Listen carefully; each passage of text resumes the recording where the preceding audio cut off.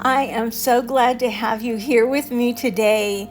I just want to explain in advance that I had some injections into the trigger points of my jaw and my neck area, so my mouth is not working as well as it should. Just kind of imagine if you had dental work done and part of your mouth was a little bit numb. Well, that's how mine is right now. And the best thing that I can do is probably just use it because it's starting to regenerate. The best thing that you can do is say a prayer for me. Easy for me to say, right? And just accept me the way I am because it's the only way I can be. But I really wanted to get this out while you're looking at the picture of the beautiful mountain ranges and the cactus that are out in the desert. And the amazing thing, when I was moving on my trek from California to Texas, and I have been going on my 12th year in Texas now, born and raised in California. My family is still there. So I still love that state, and I love the state of Texas. So to me, I kind of feel like I live in two places, although my home is planted right here. I just want to let you know that as I came out of the state of Texas, it was pouring down rain, and I feel like I absolutely got baptized. Sorry, it's hard to say the V's. It's like the rain fell on me so hard that every time I had to get out of my car, I was taking care of my cat. I had to stop and get gas, get a place to stay for the night, whatever it happened to be. It was raining. And if it wasn't raining, I was going through Arizona and I was being sandblasted, okay? I mean, you're getting the picture. Now you're seeing some living water on the screen. But as you come out of California, or actually not completely out of it yet, the most beautiful mountain range comes into view, and it's the high place. It's the Tehachapi Mountains, and it is, oh my goodness, I think 7,000 in elevation. And as I was coming upon this high place, I was thinking, oh wow, really? So, what else am I going to go through? So now I'm going to have my ears pop and go through all of this elevation. But as you come out, you start to go down into an area where you see a lot of nothing but desert. And for me, I really didn't want to go through Flagstaff because it was going to snow. So I kind of cut through the desert down south. And as you go a little bit further south, you get to see these wonderful cactus. And I have to tell you, they are absolutely majestic. And as I looked out while I was driving, I couldn't believe it. It's like I had to gasp because miles and miles and miles of these cactus were there. And I thought to myself, how did they do this? How did they survive? Because it was deep in the winter. I was traveling in December at the end of December. It was cold out there. And I always thought of cactus plants as needing heat, and they do. But, I think about it, and when I think in a spiritual way, they don't just need heat, they pretty much survive heat. And I started to really study them later on because I had so many questions. It's like, how do they survive out there? How do they grow? How do they stay? How do they weather the weather? You know what I'm saying? Because there are so many different elements. I mean, the desert is not always hot. It goes through freezing cold. And what happens to a plant when it's freezing cold? I mean, it's really, really kind of hard on it. So it has a lot of protective layers, the cactus. And so I ended up driving for the rest of this particular day. And before I had actually cut further down south, I was kind of contemplating the desert and looking it over. And I had to stop at a place because I needed a place to stay for the night. And I spent some time just letting the wind blow through my hair in the desert. And I really sat and talked with God, and I thought, okay, holy wind, whisper to me. I have a lot of questions. I have questions. How does the cactus survive? How do these plants all survive? But I was more interested in the cactus. And the desert is not a barren place. The desert is alive. So if you're in a space where you're going through a desert area of your life, meaning it feels like nothing is happening for you in your life.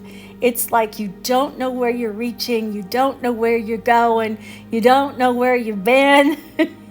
You just feel like, what was that? And you're in this dry place. I want to tell you that you are not empty. As long as you have the knowledge and the understanding, as long as you know that God's Spirit lives inside of you, and it makes you alive. And not only that, it makes you live.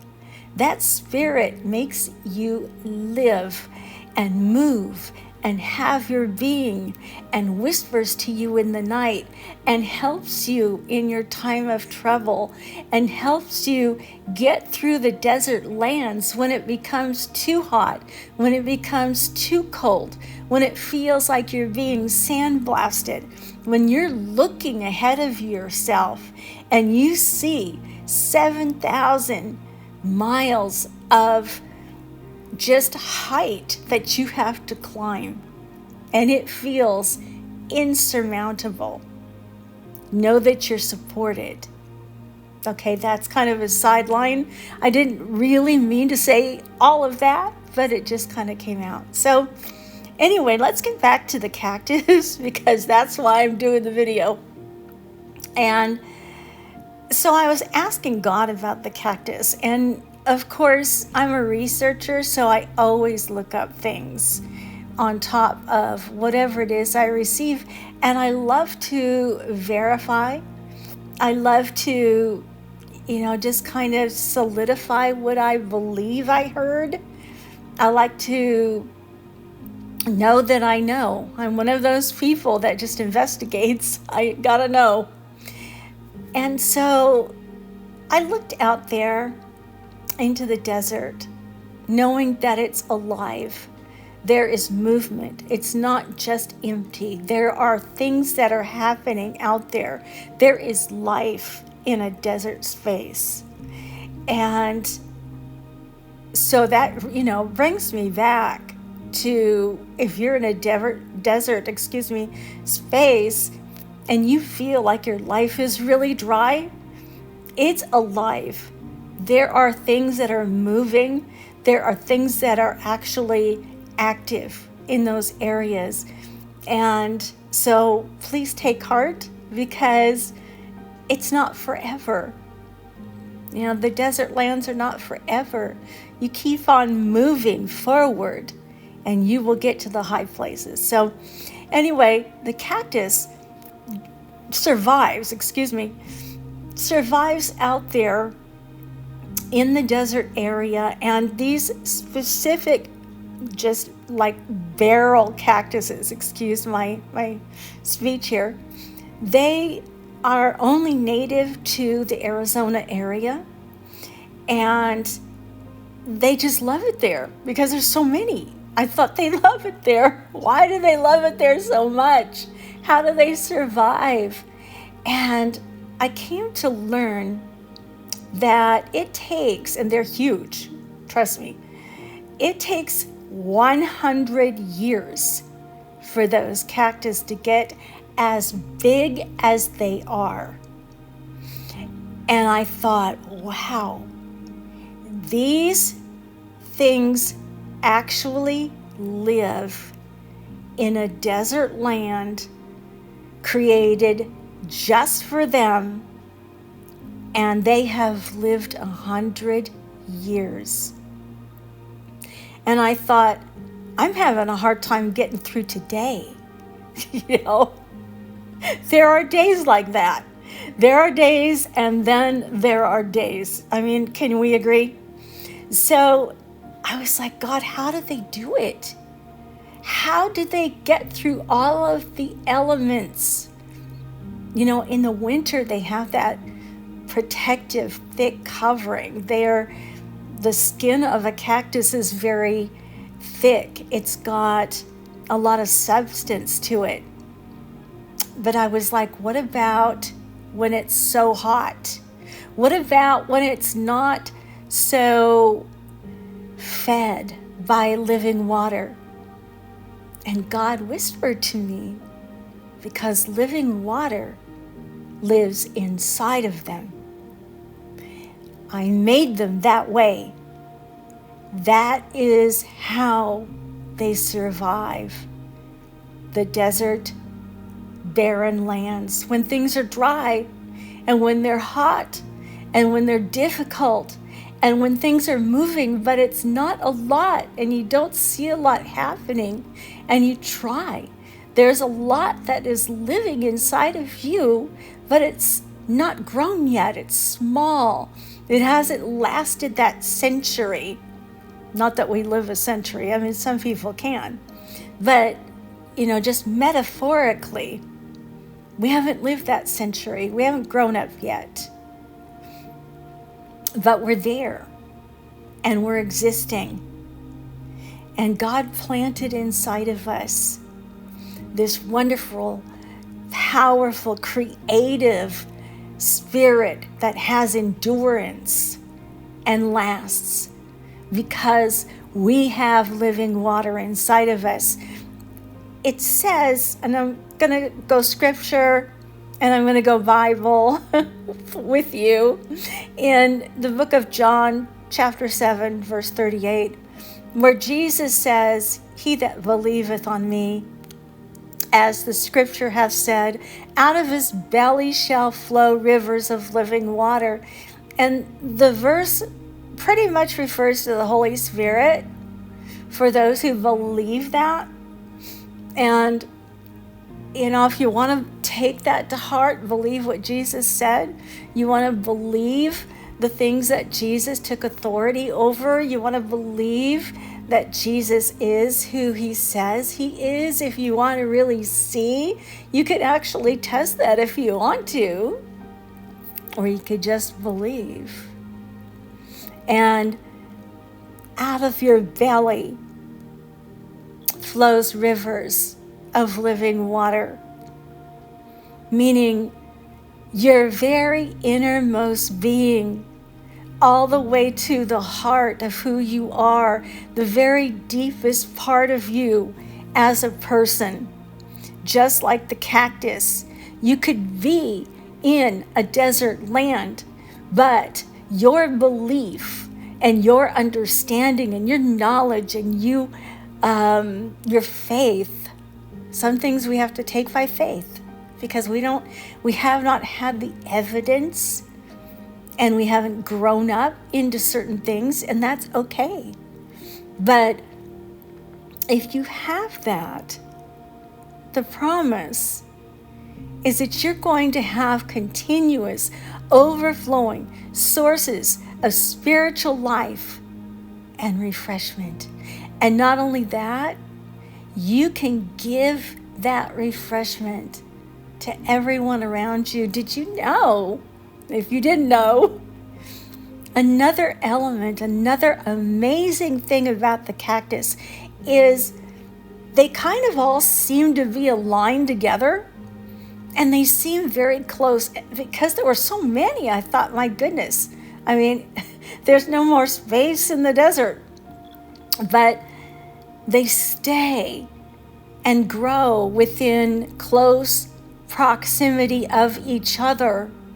And get this is amazing. I mean, this blew me away when I read this. I was like, wow, if one of the cactus is lacking in some of that sustaining water, everything that goes on underneath the sand below the surface it's like they create these channels where the one that's next to it, the water can be resourced for the one that needs it. And I thought, that is so amazing. What a message that is.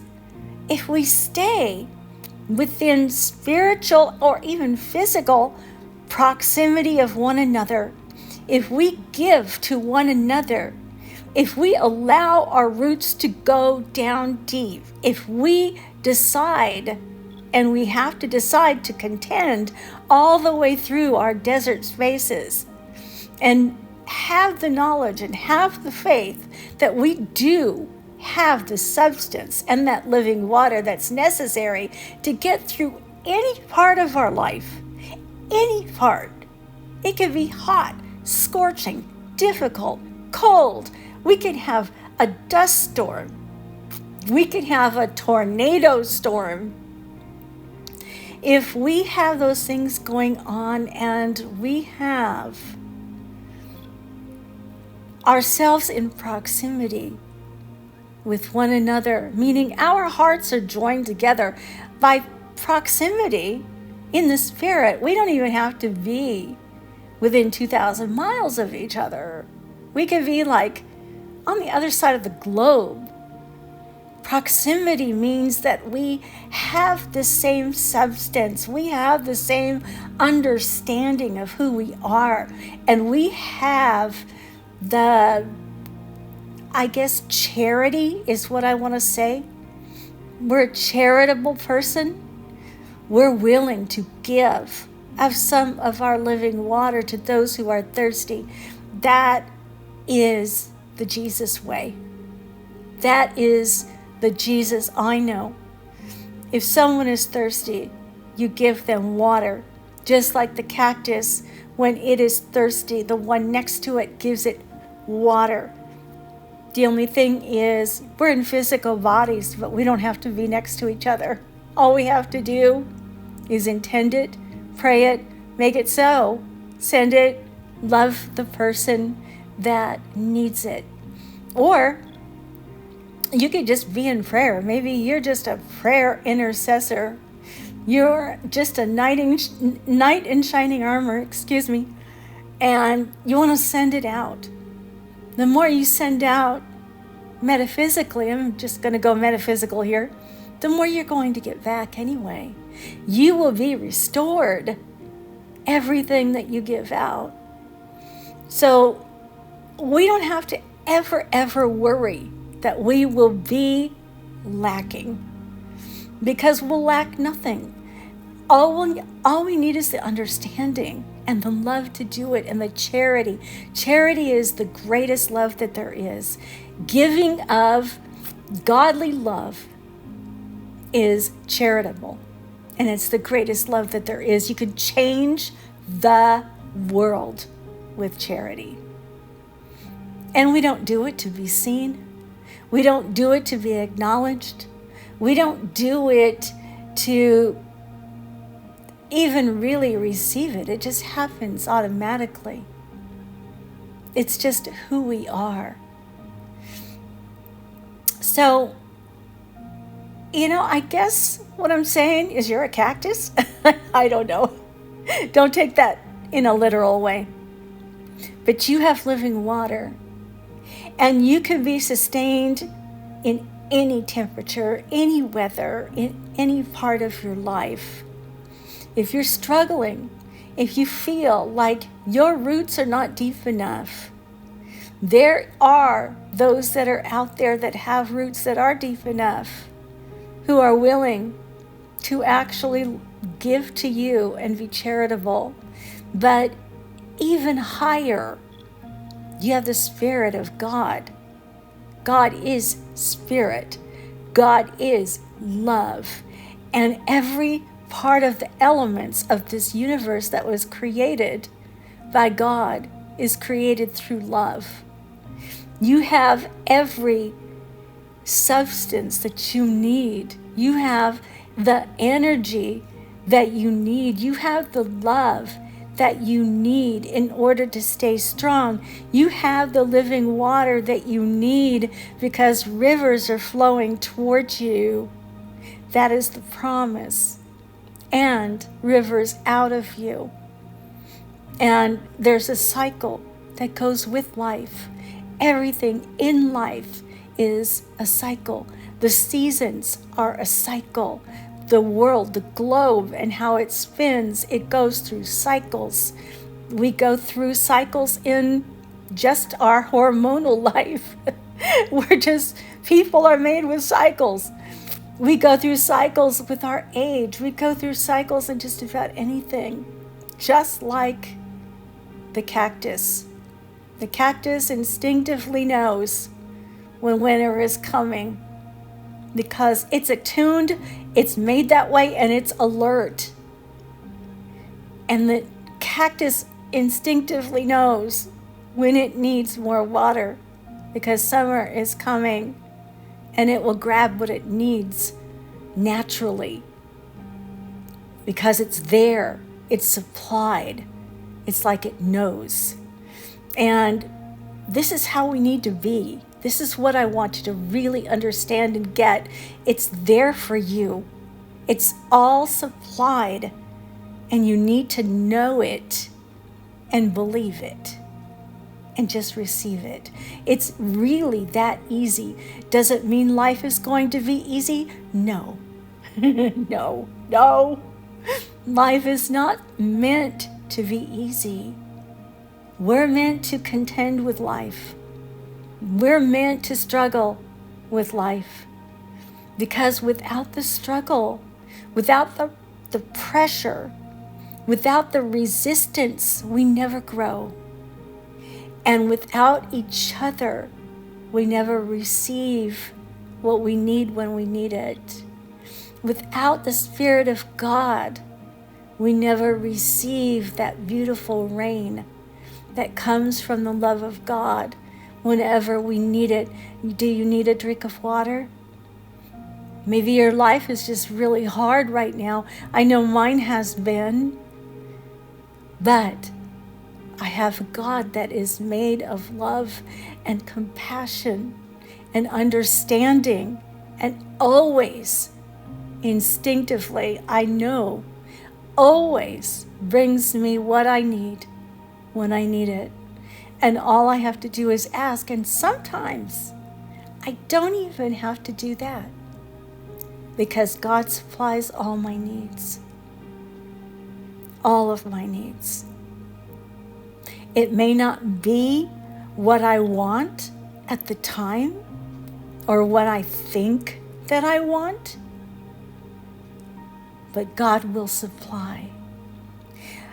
I want you to know and to understand today to reach out if there's something that you need supplied to you today, know that you have a God of love that has created you out of the greatest love that there is.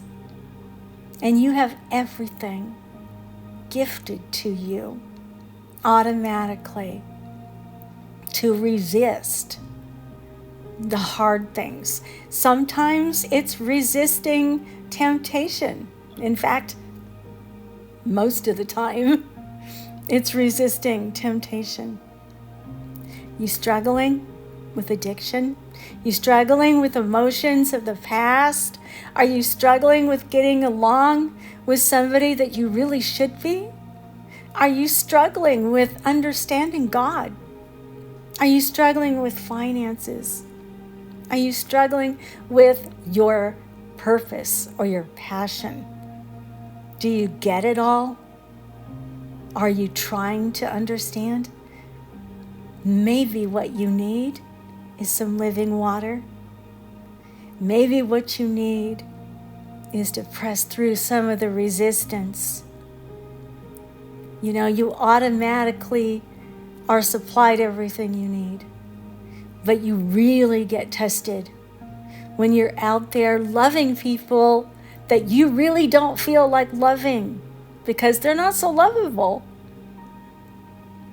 When you're out there, or you just watch the world or things that are going on the world stage, and you feel like, oh my goodness, how could things be this way?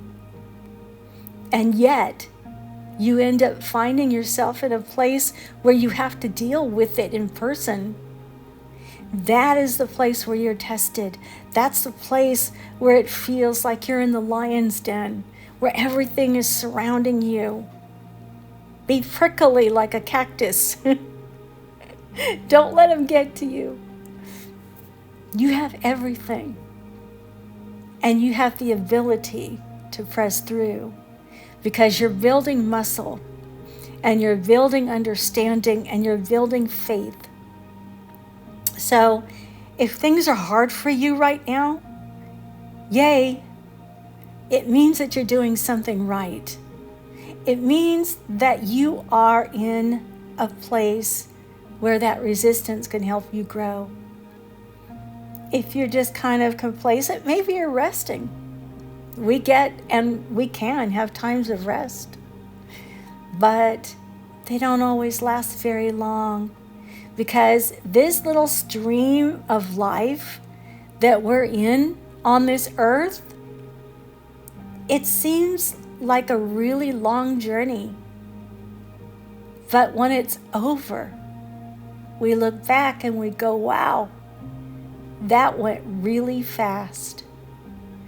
And it does go fast.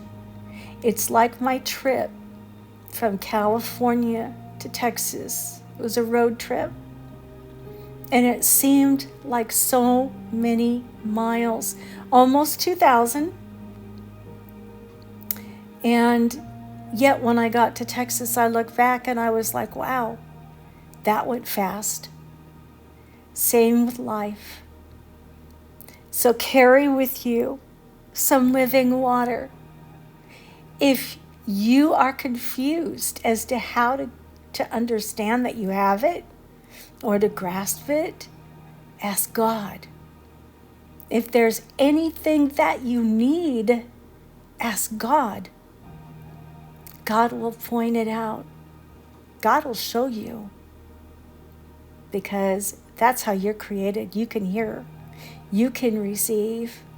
You can have the things to help you through that resistance. To get through the desert times, the hot times, the difficult times. You have the ability, that thick skin that God gave to you over time, that you developed to get through the cold months, the winter months, the difficult months. You have that. If there's any reason that you doubt it, I'd love to give you some faith for it. I tend to keep it to myself until somebody asks. I don't always go out and just approach any person. I let God do that. We just step into the river, and the river always knows where to go. You know, that underground river from one cactus to the other. We're always fed, and we always know where to go. Our roots, as long as they go deep, God will always take us to a place where that depth is needed and that depth can be utilized for someone else's good. Anyway, I hope that you have made sense of this. I apologize once again. Excuse me for the way I'm talking. It's just very difficult because I'm smiling, I'm laughing, but I still don't have all of my speech back. So I'm contending with it, and I'm letting it bring me some strength. So with that, I'm just going to tell you, God bless you and keep you. And I will talk to you very soon, and I am so loving you from here. Bye-bye.